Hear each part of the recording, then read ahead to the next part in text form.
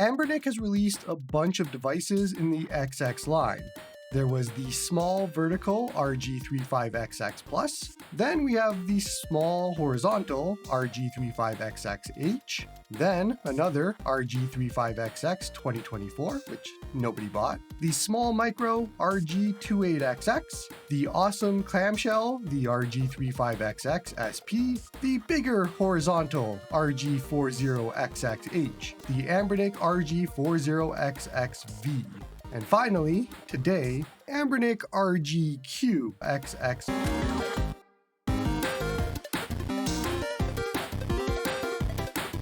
Hey everyone, and welcome back to Joey's Retro Handhelds. I'm Joey, and today we're going to be doing a review on the Anbernic RG-CubeXX. I don't think this is going to be a long one. Okay, so if you want me to save you 10 minutes, this is the RG-Cube, but it is a H700 processor. That's it. That is the exact definition of what we're going to be looking at today. And if you want me to save you even more time, the XX line of devices all use the same H700 processor. The performance is the same on all devices. So if you've looked at any of the other devices for performance, which is up to and including some Nintendo 64, Dreamcast, and PlayStation Portable, that is exactly what this can play too. And the screen is nice. There is a lot to like here. It's just the device in this line, so it's not easy to get excited about these types of devices anymore. So let's talk about the important bits around this device. Now, the big selling point around RG-CubeXX is the 1:1 aspect ratio 720p screen, which makes this a really good choice for Game Boy, Game Boy Color, Pico 8, and other certain systems that take advantage of a 1:1 screen. But it's also not terrible for 4:3 content.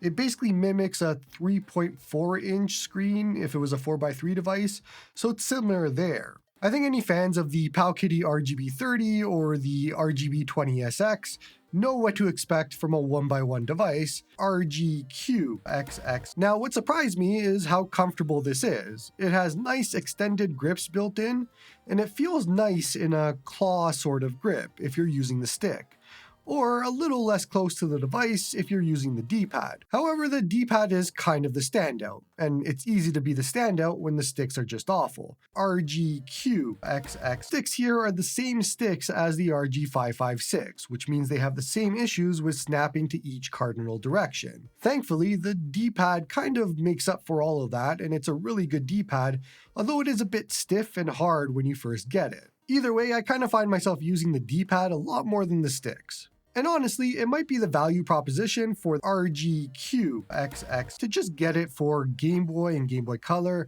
and the DS's, which we'll talk about later, because of how awesome they look on here. With this screen, you can also get Nintendo DS to look pretty great on here as well.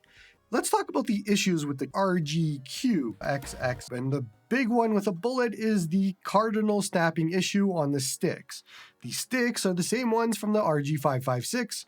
They have the same exact issue, which means they snap to each cardinal direction, and it makes playing games just an absolute chore with these sticks. I can't do it. It's very difficult. We have gotten to that point where Anbernic just does not care anymore. But if you like the 1:1 screen, but you weren't a fan of the Powkiddy RGB30 or the 20SX, weren't a fan of the D-pad on them, the battery, all that sort of thing, then this is that premium experience. This is a better version of that, RG-CubeXX. And so that's going to be it for this one.